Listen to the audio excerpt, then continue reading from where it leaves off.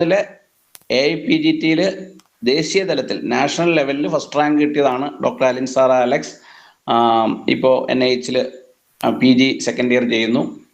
അപ്പോൾ Alin Sara Alex ആ വിജയ പാത ഇപ്പോഴും തുടർന്നിരിക്കുകയാണ്. 15ാം റാങ്കാണ് ഇപ്പോൾ PSC കിട്ടിയിരിക്കുന്നത്. തീർച്ചയായിട്ടും ഡോക്ടറെ ഞാൻ വളരെ സന്തോഷത്തോടു കൂടി ഈ സെഷൻ എടുക്കുന്നതിന് വേണ്ടി ക്ഷണിക്കുകയാണ്. അഞ്ജന ഡോക്ടറും അലിൻ സാറ ഡോക്ടറും അവസാനം നിങ്ങൾക്ക് എന്തെങ്കിലുമൊക്കെ ഡൗട്ട്സോ ഡിസ്കഷൻസോ ഉണ്ടെങ്കിൽ അതുകൂടെ മറുപടി പറയുന്നതായിരിക്കും. ഡോക്ടറെ പറഞ്ഞോളൂ. Thank you sir. Good evening to all. എൻ്റെ പേര് അലിൻ സാർ അലക്സ്. ഞാനിപ്പോൾ നാഷണൽ ഇൻസ്റ്റിറ്റ്യൂട്ട് ഓഫ് ഹോമിയോപ്പതി കൊൽക്കട്ടയിൽ veterinary medical PG second year ചെയ്യുന്നു. അപ്പൊ ആദ്യമായി ഞാൻ അശോക് സാറിന് നന്ദി പറയുന്നു. കാരണം ഇങ്ങനെ ഒരു ഓപ്പർച്യൂണിറ്റി എനിക്ക് തന്നതിൽ ഞാൻ വളരെയധികം നന്ദി സാറിനോട് പറയുന്നു. അതുപോലെ തന്നെ എനിക്ക് ഇത്രയും നല്ല റാങ്ക് അച്ചീവ് ചെയ്യാൻ സാധിച്ചതിൽ ഞാൻ ദൈവത്തിനും എൻ്റെ പാരൻസിനും എൻ്റെ എല്ലാ ടീച്ചേഴ്സിനും ഞാൻ നന്ദി പറയുന്നു. ഞാൻ എൻ്റെ PSCയുടെ റിട്ടേൺ റിസൾട്ടിന് വന്നതിന് ശേഷം പിന്നെ ഇന്റർവ്യൂ പ്രിപ്പറേഷനിൽ എനിക്ക് എങ്ങനെയൊക്കെയാണ് ഇന്റർവ്യൂ പ്രിപ്പയർ ചെയ്യണമെന്ന് എനിക്ക് യാതൊരു ധാരണയും ഉണ്ടായിരുന്നില്ല. ആ സമയത്ത് ഞാൻ അശോക് സാറിന്റെ ഇന്റർവ്യൂ പ്രിപ്പറേഷൻ പ്രോഗ്രാമിൽ ഞാൻ ചേർന്നു. അതും സാറിന്റെ എല്ലാ ക്ലാസ്സുകളും അത് ഫസ്റ്റ് ബയോഡാറ്റ ഫില്ല് ചെയ്യണം മുതൽ എങ്ങനെ ഇന്റർവ്യൂ ബോർഡിനെ ഫേസ് ചെയ്യാം തുടങ്ങിയ എല്ലാ ക്ലാസ്സുകളും വളരെയധികം എനിക്ക് യൂസ്ഫുൾ ആയിരുന്നു. അതേപോലെ ഓരോ ക്ലാസ് എനിക്ക് കേൾക്കുന്നതോറും എന്റെ കോൺഫിഡൻസ് ബൂസ്റ്റ് ചെയ്യാനൊക്കെ എനിക്ക് വളരെ അധികം യൂസ്ഫുൾ ആയിട്ട് തോന്നിയായിരുന്നു. അപ്പൊ സാറിന് വലിയൊരു താങ്ക്സ്.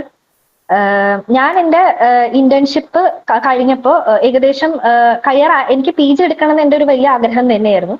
പക്ഷെ ഇന്റേൺഷിപ്പ് കഴിയാറായപ്പോഴേക്കും ഒരു 23rd ഡിസംബറിലാണ് എന്റെ ഇന്റേൺഷിപ്പ് കഴിഞ്ഞത്. 2022 എന്റെ ഇന്റേൺഷിപ്പ് കഴിഞ്ഞത്.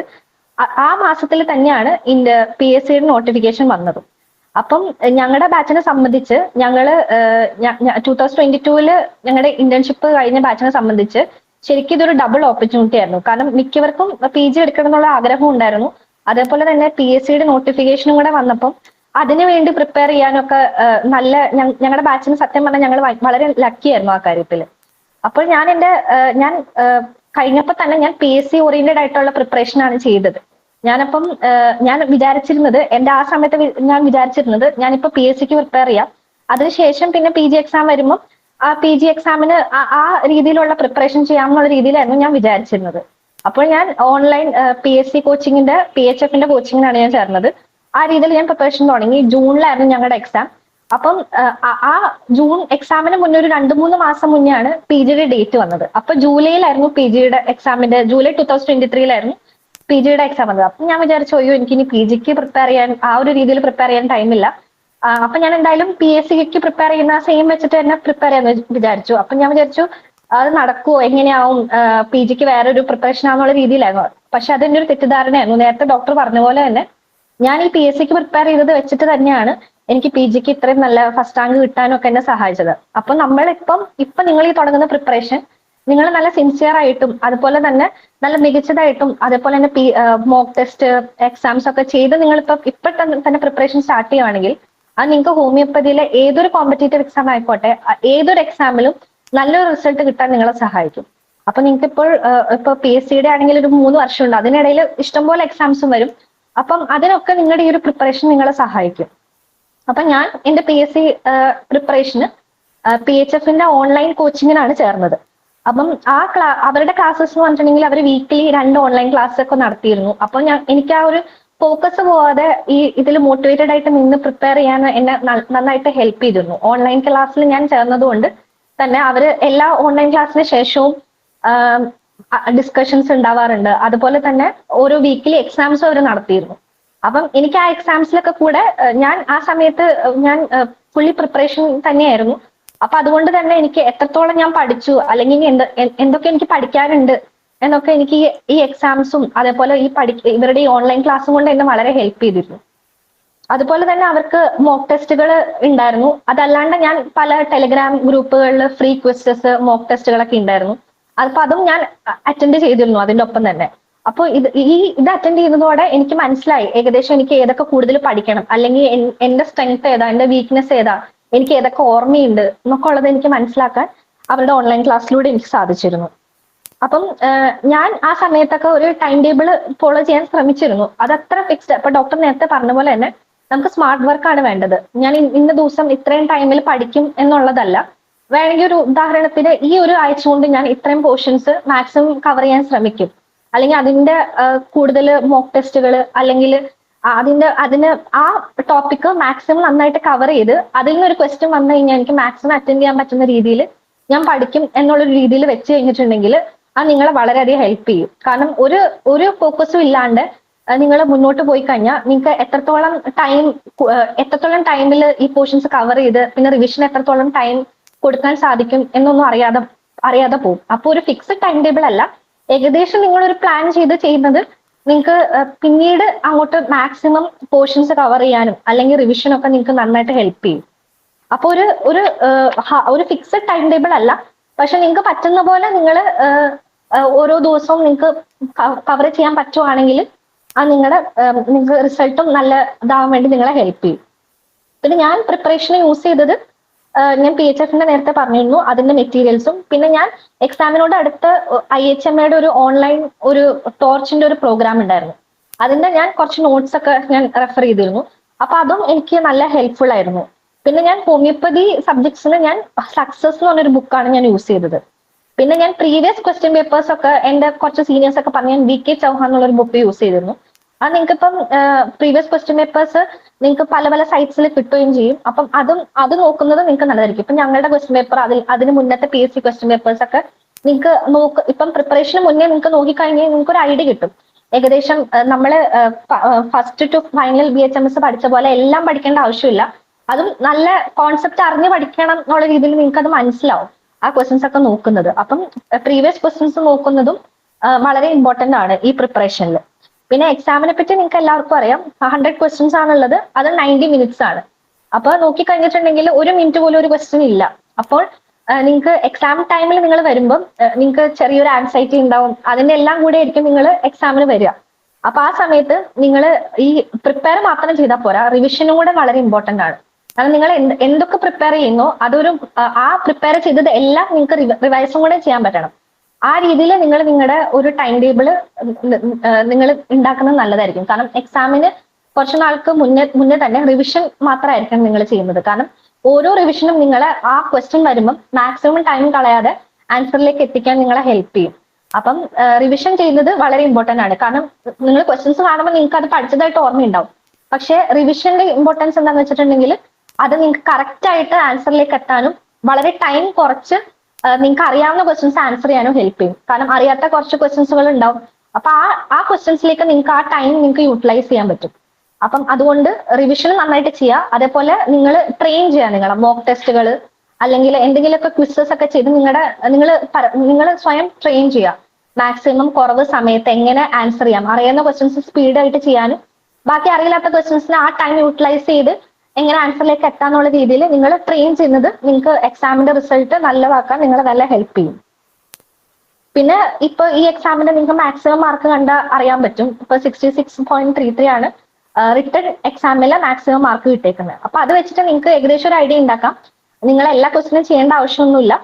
നിങ്ങൾക്ക് അറിയാവുന്ന മാക്സിമം ക്വസ്റ്റ്യൻസ് ഒരു 60 ആ ഒരു റേഞ്ചിൽ ഉണ്ടെങ്കിൽ പിന്നെ അധികം നെഗറ്റീവ് ചെയ്യാതിരിക്കുക. അഞ്ജന ഡോക്ടർ പറഞ്ഞ പോലെ ഇന്റലിജന്റ് ഗസ്സസ് അത് ചെയ്യണം എന്തായാലും. കാരണം പല സീനിയേഴ്സും എനിക്കും അറിയാവുന്ന പല സീനിയേഴ്സും പറഞ്ഞിരുന്നു അവർക്ക് അറിയാവുന്ന ഇതിന് മുന്നത്തെ PSC വെച്ചിട്ട് മുന്നത്തെ PSCയിൽ 62 ഒക്കെ ആയിരുന്നു ഹയസ്റ്റ് സ്കോർ. അപ്പൊ അത് വെച്ചിട്ട് പലരും 50ക്ക് മുകളിലുണ്ടെങ്കിൽ നല്ല റാങ്ക് കിട്ടും ഉള്ള ഒരു വിശ്വാസത്തിൽ അത്രയും നല്ല ക്വസ്റ്റ്യൻസ് കറക്റ്റ് ആയിട്ട് ചെയ്യാൻ പറ്റിയപ്പം അവരവിടെ സ്റ്റോപ്പ് ചെയ്തവർ കുറെ പേരുണ്ട്.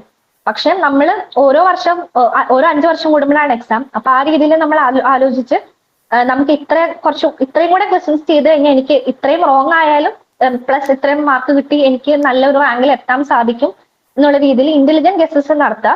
എന്നാൽ കൂടുതൽ നെഗറ്റീവ് അടിച്ചിട്ടുണ്ടെങ്കിൽ കൂടുതൽ നമുക്ക് നെഗറ്റീവ് കിട്ടിക്കഴിഞ്ഞിട്ടുണ്ടെങ്കിൽ നല്ല റാങ്ക് പുറകോട്ടാവാനും അങ്ങനെയുള്ള ഇതും ഉണ്ട്. അപ്പൊ നിങ്ങൾ ഇപ്പം മോക്ക് ടെസ്റ്റ് ഡോക്ടർ പറഞ്ഞ പോലെ മോക്ക് ടെസ്റ്റ് ഒക്കെ ചെയ്യുമ്പോൾ നിങ്ങൾക്ക് എത്രത്തോളം നിങ്ങൾക്ക് ഗസ്സസ് നന്നായിട്ട് ചെയ്യാൻ പറ്റുന്നുണ്ടെന്നും കൂടെ നിങ്ങൾ നോക്കുക.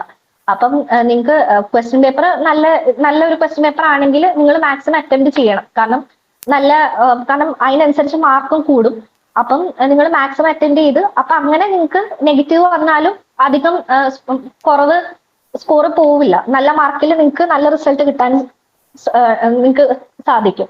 അപ്പോൾ ആ രീതിയിൽ നിങ്ങൾ ഇപ്പൊ തന്നെ പ്രാക്ടീസ് ചെയ്യുക. ഒരു OMR ഷീറ്റ് എടുത്തിട്ട് നിങ്ങൾ പല പല മോക്ക് ടെസ്റ്റുകളും ചെയ്ത് നോക്കുക. നിങ്ങൾക്ക് എത്രത്തോളം മാർക്കുകൾ കിട്ടുന്നുണ്ട് എന്നുള്ള രീതിയിൽ നിങ്ങൾ നിങ്ങളെ തന്നെ ട്രെയിൻ ചെയ്ത് നോക്കുക. പിന്നെ എക്സാമിൽ അറിയാലോ, ഹോമിയോപ്പതിക് സബ്ജക്ട്സ് ആണ് മെജോറിറ്റി ക്വസ്റ്റ്യൻസും ഹോമിയോപ്പതി സബ്ജക്ട്സ് എന്നാണ് ഉള്ളത്. അപ്പൊ നേരത്തെ പറഞ്ഞ പോലെ തന്നെ വെറ്റിരിയ മെഡിക്കൽ എന്നൊക്കെ ആണെങ്കിൽ അലൻസും ബോറിക്കും മാക്സിമം നന്നായിട്ട് നോക്കുക. ഇപ്പൊ കഴിഞ്ഞ ക്വസ്റ്റ്യൻ പേപ്പറിൽ നോക്കിക്കഴിഞ്ഞാൽ തന്നെ റെമഡി റിലേഷൻഷിപ്പിന് ഇഷ്ടംപോലെ ക്വസ്റ്റ്യൻസ് വന്നിട്ടുണ്ടായിരുന്നു. അതുപോലെ ഫാമിലി കോമൺ നെയിം ഒക്കെ PSCയിൽ സ്ഥിരം ചോദിക്കാറുള്ള ക്വസ്റ്റ്യൻസ് ആണ്. അപ്പം ആ രീതിയിൽ ഇപ്പം മെറ്റീരിയൽ മെഡിക്കൽ പഠിക്കുമ്പോൾ നിങ്ങൾക്ക് കംഫർട്ട് ആയിട്ടുള്ള രീതിയിൽ നിങ്ങൾ പഠിച്ചു പോവുക അത്. അപ്പം ആ രീതിയിൽ നിങ്ങൾ നിങ്ങളെ സ്വന്തമായിട്ട് മെറ്റീരിയൽ മെഡിക്കലിൽ എന്തായാലും മാക്സിമം ക്വസ്റ്റ്യൻസ് കാണും. അപ്പം അതിൽ നല്ല സ്കോർ ചെയ്യുന്ന രീതിയിൽ നിങ്ങൾ കുറച്ച് ഇമ്പോർട്ടൻസ് കൊടുത്ത് മെറ്റീരിയൽ മെഡിക്കൽ നോക്കുക. പിന്നെ ഓർഗനോൺ ഓഫ് മെഡിസിനിൽ അഫോറിസംസ് ആണ് മെയിൻ ആയിട്ട് ചോദിക്കാറ്. അതിന്റെ കോൺസെപ്റ്റ്സ് നന്നായിട്ട് വെക്കുക. അതുപോലെ അഫോറിസം നമ്പർ ഒക്കെ പഠിക്കുന്നത് കുറച്ചും കൂടെ മെമ്മറിയിൽ വെച്ച് പഠിക്കുന്നത് നിങ്ങൾക്ക് സ്കോർ കൂട്ടാൻ നിങ്ങളെ ഹെൽപ്പ് ചെയ്യും. പിന്നെ റെപ്പട്രിയിൽ നോക്കുമ്പോൾ റെപ്പട്രിയിൽ ഇപ്രാവശ്യം SK തിവാരി ബുക്കിൽ നിന്ന് നല്ല ക്വസ്റ്റ്യൻസ് ഒക്കെ ഉണ്ടായിരുന്നു. അപ്പൊ ബേസിക് റെപ്പട്രീസ് അതുപോലെ സിംഗിൾ മെഡിസിൻ റൂബ്രിക്സ് ഒക്കെ ചോദിച്ചു കാണാറുണ്ട്. അപ്പം റെപ്പട്രിയിൽ നിങ്ങൾ പഠിക്കുമ്പോൾ SK തിവാരി എന്നുള്ള ബുക്ക് ഫോക്കസ് ചെയ്ത് മാക്സിമം പഠിക്കാൻ നോക്കുക. പിന്നെ സക്സസ് എന്നുള്ള ഒരു ബുക്ക് ഹോമിയോപ്പതിക് സബ്ജക്ട്സിന് എനിക്ക് വളരെ യൂസ്ഫുൾ ആയിട്ട് തോന്നിയായിരുന്നു. എന്റെ PSC പ്രിപ്പറേഷനിൽ എനിക്ക് ശരിക്കും ഹെൽപ്ഫുൾ ആയിട്ട് ആ ബുക്ക് എനിക്ക് നല്ല ഹെൽപ്ഫുൾ ആയിരുന്നു. പിന്നെ ഫാർമസി എന്നുള്ള സബ്ജക്ട് നോക്കിക്കഴിഞ്ഞാൽ കൂട്ടത്തിൽ വളരെ ചെറിയൊരു സബ്ജക്റ്റ് ആണ്. അപ്പം അത് എത്രത്തോളം തറവായിട്ട് പഠിക്കുന്ന അത്രത്തോളം നിങ്ങൾക്ക് സ്കോറും നിങ്ങൾക്ക് നല്ല റിസൾട്ട് കിട്ടാനും സഹായിക്കും. പിന്നെ അലൈഡ് സബ്ജക്ട്സ് നോക്കിക്കഴിഞ്ഞിട്ടുണ്ടെങ്കിൽ പ്രാക്ടീസ് ഓൺ മെഡിസിൻ ആണ് ഏറ്റവും കൂടുതൽ ക്വസ്റ്റ്യൻസ് കാണുന്നത്. അതും ഇപ്പോഴത്തെ ക്വസ്റ്റ്യൻസ് എന്ന് പറഞ്ഞിട്ടുണ്ടെങ്കിൽ വളരെ കോൺസെപ്റ്റ് ബേസ്ഡ് ക്വസ്റ്റ്യൻസും ആണ്. അപ്പം പ്രാക്ടീസ് ഓൺ മെഡിസിൻ പഠിക്കുമ്പോൾ മാക്സിമം അതിന്റെ കോൺസെപ്റ്റ് അറിഞ്ഞും അതിന്റെ കൂടെ തന്നെ അനാറ്റമി, ഫിസിയോളജി, സർജറി പോർഷൻസ് ഒക്കെ കവർ ചെയ്യുന്ന രീതിയിലും കൂടെ പഠിക്കാൻ ശ്രമിക്കുക.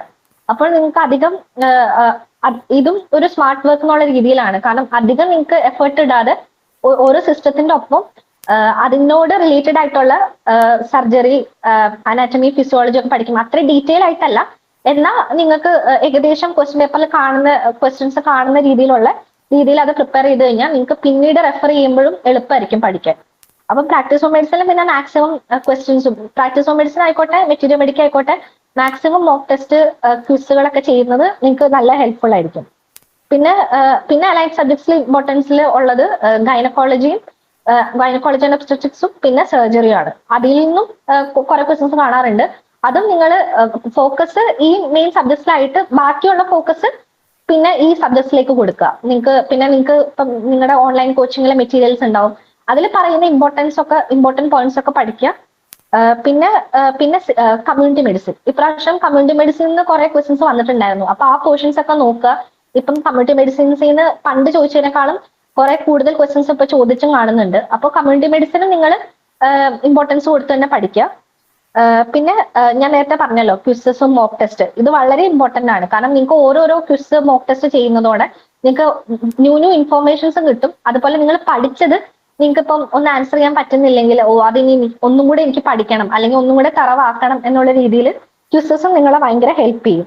പിന്നെ ഇപ്പൊ ക്വസ്റ്റ്യൻ പേപ്പേഴ്സ് കാണുമ്പോൾ ഈ not except, which of these are not, അല്ലെങ്കിൽ all these are except, not except അല്ലെങ്കിൽ അസേഷൻ റീസണിങ്, ഇങ്ങനത്തെ കുറെ ക്വസ്റ്റ്യൻസ് ഇപ്പം മിക്ക കോമ്പറ്റേറ്റീവ് എക്സാംസിലും കാണാറുണ്ട്.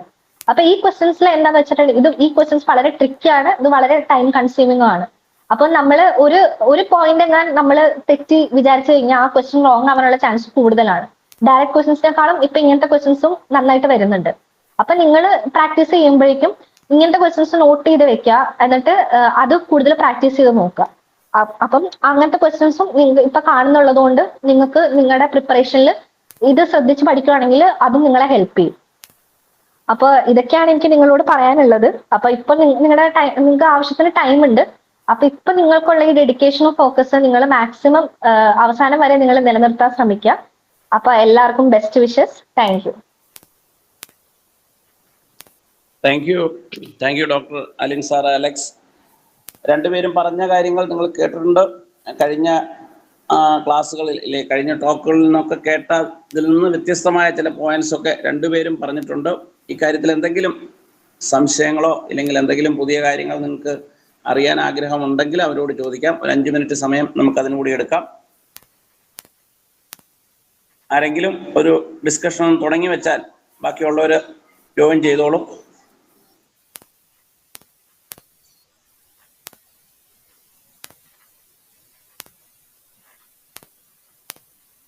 തീർച്ചയായിട്ടും ഈ രണ്ടുപേരോടും ഡോക്ടർ അലിൻ സാർ അലക്സിനോടും ഡോക്ടർ അഞ്ജന അശോകനോടും വീണ്ടും, അതായത് ഇപ്പോഴല്ല, ഒരു വർഷം അല്ലെ 1.5 വർഷം കഴിഞ്ഞ് എക്സാം നോട്ടിഫൈ ചെയ്ത ശേഷം ഇവരെ ഒരിക്കൽ കൂടി നമ്മുടെ ഈ ടീമിലുള്ള എല്ലാവരെയും, അല്ലെങ്കിൽ കേരളത്തിലെ മുഴുവൻ ഡോക്ടർമാരെയും, എക്സാം എഴുതുന്ന എല്ലാവരെയും ഒന്ന് മോട്ടിവേറ്റ് ചെയ്യാനായിട്ട് വീണ്ടും വരണം. തീർച്ചയായിട്ടും ഒരു എക്സാം അറ്റൻഡ് ചെയ്ത് കഴിഞ്ഞവർക്ക് അവരിപ്പം റാങ്കിൽ വന്നാലും വന്നില്ലെങ്കിലും ഒക്കെ കുറേയേറെ അനുഭവങ്ങൾ പറഞ്ഞ്, അല്ലെങ്കിൽ അവരെ ഒന്ന് ഇൻസ്പയർ ചെയ്യാനുണ്ടാവും. എക്സാമിന് ആദ്യമായിട്ട് പോകുമ്പോൾ ഉണ്ടാകുന്ന നെർവസ്നെസ് ഒക്കെ നിങ്ങൾക്ക് എല്ലാവർക്കും അറിയാവുന്നതാണ്. അത് മറ്റുള്ളവർക്ക് ഒരു ഉപകാരപ്രദമാകുന്ന രീതിയിൽ പറഞ്ഞു മനസ്സിലാക്കുവാൻ നിങ്ങൾക്ക് കഴിയും. അതുകൊണ്ട് വീണ്ടും നിങ്ങൾ വരണം എന്ന് മാത്രം പറഞ്ഞുകൊണ്ട്, ആർക്കും ഡൗട്ട്സ് ഒന്നുമില്ല, അല്ലെങ്കിൽ ഡിസ്കഷൻസിൻ്റെ ഒന്നും ആവശ്യമില്ല എങ്കിൽ നമുക്ക് നന്ദി പറഞ്ഞുകൊണ്ട് അവസാനിപ്പിക്കാം. ആർക്കെങ്കിലും എന്തെങ്കിലും ചോദിക്കാനുണ്ടോ? പറയൂ. യെസ് സർ, എങ്ങനെയാണ് നോട്ട്സ് പ്രിപ്പയർ ചെയ്യേണ്ടത്? അത് ഡോക്ടേഴ്സ് ആരെങ്കിലും ഒന്ന് എക്സ്പ്ലെയിൻ ചെയ്യാവോ? അഞ്ജന ഡോക്ടർ അത് വിശദമായി പറഞ്ഞല്ലോ. നിങ്ങൾ, എൻ്റെ അഭിപ്രായത്തിൽ ഓരോ സബ്ജക്റ്റിനും നോട്ട്ബുക്ക് വാങ്ങുക. ഈ ചെറിയ ചെറിയ തുണ്ട് എഴുതുക അല്ലെങ്കിൽ പേപ്പറിൽ എഴുതുക ഒന്നും നടക്കില്ല.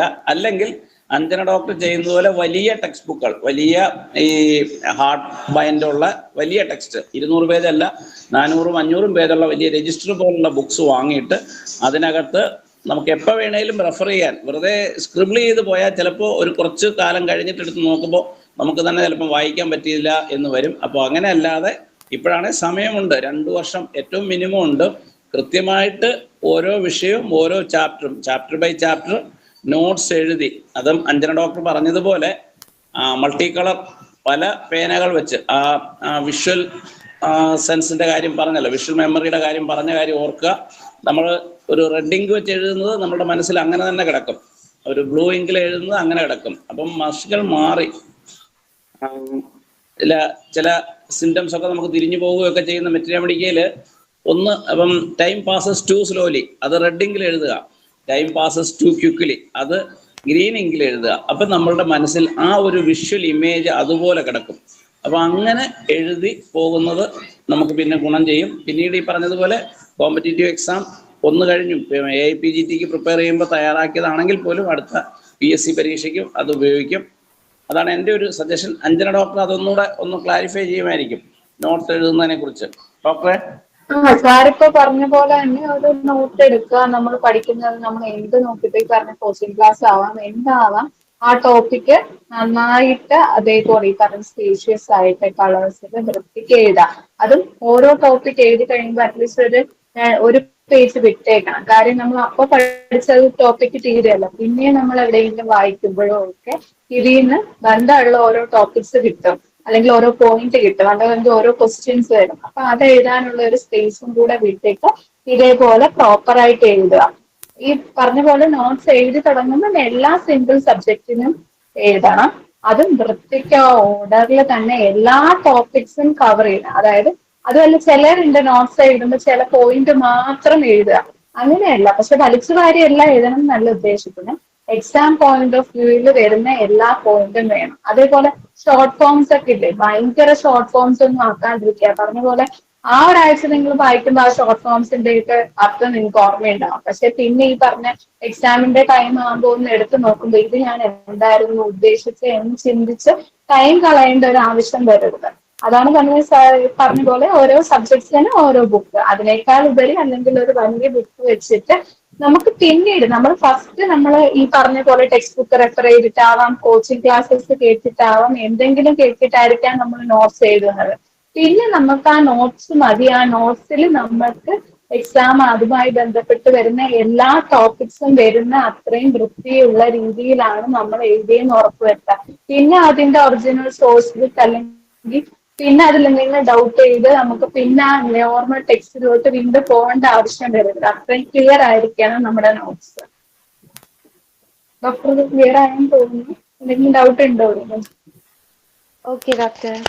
പിന്നെ ഞാൻ ഒരു കാര്യം കൂടി ചോദിക്കുന്നത് ഡോക്ടർ, ഇപ്പം നമ്മൾ അനാട്ടമി ഫിസിയോളജി അങ്ങനെ നോക്കി ഡോക്ടർ PM-ന് ഒറ്റ നോട്ടായിട്ടാണോ പ്രിപ്പയർ ചെയ്താലോ അനാട്ടമി വേറെ ഫിസിയോളജി വേറെ അങ്ങനെയായിരുന്നോ? ഞാൻ സെപ്പറേറ്റ് അനാട്ടമി നോക്കി ഫിസിയോളജി നോക്കി അങ്ങനെയാണ് പോയത്. പക്ഷെ ഈ പറഞ്ഞ പോലെ നമ്മൾ ഫിസിയോളജി അനാറ്റമി അല്ല, ഇപ്പൊ നിങ്ങൾക്ക് ടൈം ഉണ്ട് അതെല്ലാം ഒരു ഓർഡറിൽ എഴുതി വരാം. നമ്മുടെ എക്സാമിന്റെ ലാസ്റ്റ് ടൈമിനാകുമ്പോൾ നമ്മൾ അനാറ്റമി പറഞ്ഞ മെയിൻ ടെക്സ്റ്റ് ബുക്ക് ഒന്നും നോക്കി നമ്മൾ എഴുതി നോട്ട് മാത്രം. ഈ പറഞ്ഞ പോലെ പി ജിക്ക് ഞാൻ അനാറ്റമി ഫിസിയോളജി പി ജിയുടെ കോച്ചിങ് ക്ലാസ്സിലൊക്കെ നോക്കി ഓൾറെഡി എഴുതി വെച്ച നോട്ട്സ് ഉണ്ടായിരുന്നു. ഞാൻ പി എസ് സിക്ക് ആ നോട്ട്സിന്റെ അപ്പുറത്തേക്ക് നോക്കിയിട്ടില്ല. കാര്യം നമുക്ക് ഈ അനാറ്റമിന്നൊക്കെ ഒരു 3-4 ക്വസ്റ്റ്യൻ ആയിരിക്കും വരുന്നത്.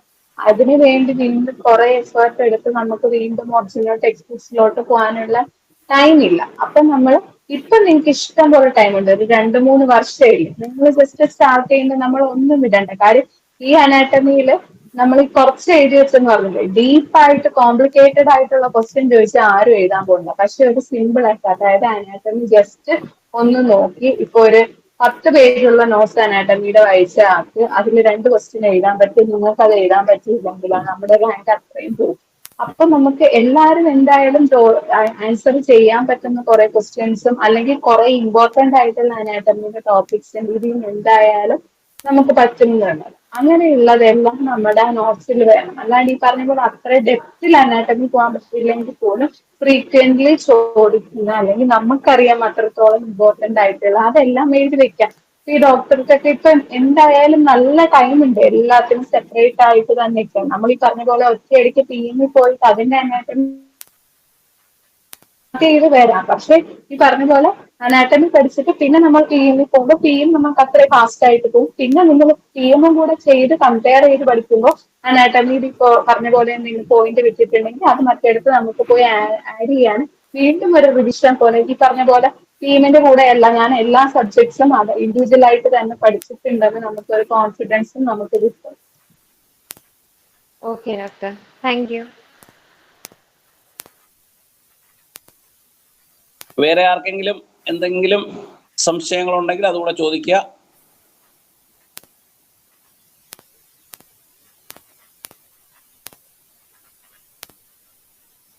നമുക്കിപ്പോ PSC ഇപ്പൊ 1-2 പരീക്ഷയായിട്ട് കൃത്യമായിട്ട് ഓരോ സബ്ജക്റ്റിൽ നിന്നും എത്ര മാർക്കിന് ചോദിക്കും എന്ന് കൃത്യമായിട്ട് പറയുന്നുണ്ട്. ആ മാർക്ക് ഡിവിഷൻ അവര് അങ്ങോട്ടും ഇങ്ങോട്ടും 1 മാർക്ക് പോലും മാറാത്ത രീതിയിൽ പാലിക്കുന്നുണ്ട്. ഇപ്പം അലിൻ സാറ ഡോക്ടർ പറഞ്ഞതുപോലെ കഴിഞ്ഞ പ്രാവശ്യം നമ്മുടെ കോമൺ സബ്ജക്റ്റുകൾ കഴിഞ്ഞിട്ട് 8 മാർക്കോ 9 മാർക്കോ ആയിരുന്നു സോഷ്യൽ ആൻഡ് പ്രിവെന്റീവ് മെഡിസിന് വേണ്ടി PSC നേരത്തെ തന്നെ അനൗൺസ് ചെയ്തിരുന്നു. അതുപോലെ തന്നെ അതിൽ നിന്ന് അത്രയും മാർക്കിന് ചോദിച്ചിരുന്നു. റെപ്പർട്ടറിയിൽ നിന്ന് 15 മാർക്ക് ചോദിക്കുമെന്ന് പറഞ്ഞിരുന്നു, അത് തന്നെ ചോദിച്ചിരുന്നു. അപ്പൊ ആ രീതിയിൽ ആ മാർക്കിന്റെ ഡിവിഷൻ അനുസരിച്ച് നമ്മുടെ പഠിത്തത്തിന്റെ ഒരു ഡിവിഷനും നമ്മൾ അങ്ങനെ പ്ലാൻ ചെയ്യാം. ചെറിയ വ്യത്യാസം വരാം. ചെറിയ വ്യത്യാസം എന്ന് പറയുമ്പം ഫാർമസിക്ക് നല്ല മാർക്കുണ്ട്, 15-20 മാർക്കുണ്ട്. പക്ഷേ ഫാർമസിക്ക് അത്രയും ഒരു സമയം കൊടുക്കേണ്ട കാര്യമില്ല. ഫാർമസി ചെറിയൊരു സബ്ജക്റ്റാണ്. എങ്കിലും ഈ സബ്ജക്റ്റുകൾക്കെല്ലാം PSC പറയുന്ന വെയിറ്റേജ് ഓരോന്നിനും എത്ര മാർക്ക് ചോദിക്കും എന്നുള്ള കണക്ക് കൂട്ടി ആ രീതിയിൽ സമയവും നമ്മൾ അലോക്കേറ്റ് ചെയ്യുകയാണെങ്കിൽ, അങ്ങനെ ഒരു പ്ലാനിങ് ഉണ്ടാക്കുകയാണെങ്കിൽ തീർച്ചയായിട്ടും നമുക്കത് ഗുണകരമായിരിക്കും. ആർക്കെങ്കിലും PSCയുടെ സിലബസിന്റെ അല്ലെങ്കിൽ മാർക്കിന്റെ ഡിവിഷൻ അറിയില്ല എങ്കിൽ നമ്മളത് ഗ്രൂപ്പിലേക്ക് ഇട്ട് തരാം. കഴിഞ്ഞ പ്രാവശ്യം അവർ അനൗൺസ് ചെയ്ത് അത് തന്നെ ആയിരിക്കും അടുത്ത PSCക്കും എന്ന് നമ്മൾ കരുതാം. ചെറിയ വ്യത്യാസം, ചിലപ്പോൾ 1 മാർക്കിന്റെ അങ്ങോട്ടോ ഇങ്ങോട്ടോ വ്യത്യാസം വരുന്നെങ്കിലേ ഉള്ളൂ. പ്രധാനപ്പെട്ട സബ്ജക്റ്റുകൾ പ്രാക്ടീസ് മെഡിസിനും ഓർഗനോൺ, മെറ്റീരിയ മെഡിക്ക, റെപ്പർട്ടറി, ഫാർമസി ഈ സബ്ജക്റ്റുകൾ കഴിഞ്ഞിട്ടാണ് പിന്നെ വരുന്ന ഏറ്റവും പ്രധാനപ്പെട്ട സബ്ജക്റ്റ് പ്രിവെന്റീവ് മെഡിസിൻ ആണ്, സോഷ്യൽ ആൻഡ് പ്രിവെന്റീവ് മെഡിസിൻ ആണ്. അത് കഴിഞ്ഞിട്ടാണ് അനാറ്റമി, അത് കഴിഞ്ഞിട്ട് OBGയും സർജറിയും, അത് കഴിഞ്ഞാണ് അനാറ്റമി, ഫിസിയോളജി, ഫോറൻസിക് മെഡിസിൻ ഒക്കെ വരുന്നത്. ഫോറൻസിക് മെഡിസിനൊക്കെ 3 മാർക്കെന്നോ മറ്റോ ആണ്, 3-4 മാർക്കാണ്. അപ്പൊ ആ മാർക്ക് ഡിവിഷൻ ഇപ്പൊ കൃത്യമായിട്ട് പാലിക്കുകയും ചെയ്യുന്നുണ്ട്. പഴയ PSCക്കൊന്നും അങ്ങനെ ഇല്ലായിരുന്നു. 100 മാർക്ക് BHMS സിലബസ് എന്നാണ് പറയുന്നത്. ചില പരീക്ഷകളിൽ 55 മാർക്ക് 60 മാർക്ക് വരെ മെറ്റീരിയ മെഡിക്ക ചോദിച്ച ചരിത്രമുണ്ട്. ഇപ്പൊ അങ്ങനെയുള്ള ഒരു രീതിയില്ല. കൃത്യമായിട്ട് സിലബസും കൃത്യമായിട്ട് മാർക്കിന്റെ ഡിവിഷനും പറയും. അതുപോലെയാണ് പരീക്ഷ നടക്കുന്നത്. അപ്പൊ അതേ രീതിയിൽ പ്രിപ്പയർ ചെയ്താൽ മതി. പക്ഷെ മുൻകാലങ്ങളിൽ നമ്മൾ മൾട്ടിപ്പിൾ ചോയ്സ് ക്വസ്റ്റ്യൻസ് ഒക്കെ തുടങ്ങുന്നത് 2008 മുതലാണ്. 2002 വരെയുള്ള PSCകളിൽ ഡിസ്ക്രിപ്റ്റീവ് ആയിരുന്നു. 2008 മുതൽ MCQ തുടങ്ങി. MCQ തുടങ്ങിയ കാലങ്ങളിൽ സിമ്പിൾ ക്വസ്റ്റ്യൻ, സിമ്പിൾ എന്ന് വെച്ചാൽ പെട്ടെന്ന് പേരുകൾ ചോദിക്കുന്ന രീതിയിൽ, ഇപ്പം ലാർജസ്റ്റ് ബോൺ, ലാർജസ്റ്റ് മസിൽ, അല്ലെങ്കിൽ only long bone which lies horizontally in the human body, ആ രീതിയിലുള്ള നമ്മൾ ചുമ്മാ കാണാ പഠിച്ചു പോകുന്ന കുറേ ക്വസ്റ്റ്യൻസ് ആയിരുന്നു. പക്ഷെ ആ രീതിയൊക്കെ മാറി ഇപ്പം ലാസ്റ്റ് അലിൻ സാറ ഡോക്ടർ പറഞ്ഞതുപോലെ ഡബിൾ നെഗറ്റീവ് ഒക്കെ ക്വസ്റ്റിനകത്ത് തന്നെ ഉണ്ടാവും. അതായത് എക്സെപ്റ്റും പിന്നെ ഇല്ലെങ്കിൽ അങ്ങനെ ആ രീതിയിൽ നമ്മളെ കുഴപ്പിക്കാനുള്ള ക്വസ്റ്റ്യൻ നല്ല രീതിയിൽ വായിച്ചില്ല എങ്കിൽ നമ്മൾ ആൻസർ തിരിഞ്ഞു പോകുന്ന രീതിയിലുള്ള ക്വസ്റ്റ്യൻസ് ആണ് ചോദിക്കുന്നത്. അപ്പോൾ ഒരു നോർമൽ പഠിത്തം വെറുതെ ഇങ്ങനെ നമ്മൾ വായിച്ചു പോയാൽ കിട്ടില്ല. അതുകൊണ്ടാണ് എഴുതി വെച്ച് തന്നെ പഠിക്കുക. എഴുതി വെച്ച് പഠിക്കുമ്പോൾ അത് നമ്മുടെ മെമ്മറിയിൽ 10 പ്രാവശ്യം വായിച്ച് പഠിക്കുന്നതിൻ്റെ ഒരു എഫക്റ്റാണ് എഴുതി വെച്ച് പഠിക്കുന്നത്. അപ്പോൾ അതിന് സമയം കൂടുതലെടുക്കും. പക്ഷേ ഭാഗ്യവശാൽ നമുക്ക് സമയം കൂടുതലുണ്ട്. നമ്മൾ വളരെ മുമ്പെയാണ് പ്രിപ്പറേഷൻ. 2027 മുമ്പ് എന്തായാലും എക്സാം ഉണ്ടാകത്തില്ല. 27 തന്നെ ഉണ്ടാകുമെന്നുള്ളതിൽ 100% ഉറപ്പുമില്ല. അപ്പോൾ അതിന് മുമ്പ് ഉണ്ടാകാനുള്ള സാധ്യതയൊന്നുമില്ല. അപ്പോൾ ആ രീതിയിൽ, അതായത് ഒരു ലോങ് ടേം കോച്ചിങ് ഇല്ലെങ്കിൽ ലോങ് ടേം സ്റ്റഡിയിങ് ആണ് ഇതിപ്പോൾ നമുക്ക് വേണ്ടത്, അല്ലെങ്കിൽ അവസരമുള്ളത്. അപ്പോൾ അതിനുവേണ്ടി നിങ്ങൾ തയ്യാറെടുക്കുക. തീർച്ചയായിട്ടും ഇനിയും പല പല ഡോക്ടർമാരെയും നമ്മൾ ഈ വേദിയിലേക്ക് കൊണ്ടുവരുന്നുണ്ട്. ചിലർക്കൊക്കെ ഇപ്പം എക്സാം PG എക്സാം ഒക്കെ നടക്കുന്ന ഡോക്ടർ അഭയൊക്കെ നമ്മളോട് കമ്മിറ്റ് ചെയ്താണ് വരാമെന്ന്. അഭയിനൊക്കെ ഇപ്പം എക്സാം വരുന്നതുകൊണ്ട് ഒന്ന് ഒഴിവാക്കിയിട്ടുണ്ട്. അപ്പോൾ നമുക്ക് വീണ്ടും ഇതുപോലുള്ള അവസരങ്ങൾ ഇനിയും ഉണ്ടാകും. തീർച്ചയായിട്ടും ഇവരൊക്കെ പറഞ്ഞ കാര്യങ്ങൾ കൺസിസ്റ്റൻ്റായി പഠിക്കുക. ഈ പറഞ്ഞതുപോലെ ഒരു ദിവസം 1 മണിക്കൂർ, ഏറ്റവും കുറഞ്ഞ അരമണിക്കൂറെങ്കിലും പഠിക്കുക. അപ്പോൾ നമുക്കും ഒരു ആത്മവിശ്വാസമാണ്, ഞാൻ ഇന്നും എന്തെങ്കിലുമൊക്കെ വായിച്ചിട്ടുണ്ട്, ഞാൻ ഒന്നും പഠിക്കാതെ പോയിട്ടില്ല എന്നുള്ള ഒരു വിശ്വാസം നമുക്കുണ്ടാകും. അപ്പോൾ ആ രീതിയിൽ കൃത്യമായിട്ട്, ഒത്തിരി സ്ട്രെയിൻഡ് ആയിട്ടല്ലെങ്കിലും കൃത്യമായ അടുക്കും ചിട്ടയോടുകൂടി പഠിക്കാനുള്ള ഒരു മനസ്സുണ്ടാകുക. അതിനുവേണ്ടി നിങ്ങൾ ഓരോരുത്തരും തയ്യാറാകുക എന്ന് മാത്രം പറഞ്ഞുകൊണ്ട് നമ്മൾ ഇന്നത്തെ സെഷൻ അവസാനിപ്പിക്കുകയാണ്. വേറെ ആർക്കും ഡൗട്ട്സ് ഒന്നും ഇല്ലെന്ന് തോന്നുന്നു. ഈ ഡോക്ടർമാരൊക്കെ നമ്മളുടെ വേദിയിൽ ഇനിയും വരണം. അപ്പോൾ അവർക്കെല്ലാവർക്കും ഒരിക്കൽ കൂടി അവർ ഈ ടോപ്പ് ലെവലിൽ എത്തിയതിന് അവരെ സക്സസ് ഗ്രൂപ്പിൻ്റെ പേരിൽ അഭിനന്ദിക്കുന്നു. അവർക്ക് മെഡിക്കൽ ഓഫീസർ എന്നുള്ള നിലയിൽ വളരെ നല്ല രീതിയിൽ കേരളത്തിലെ ജനങ്ങളെ സേവിക്കുവാനുള്ള അവസരം ഉണ്ടാകട്ടെ.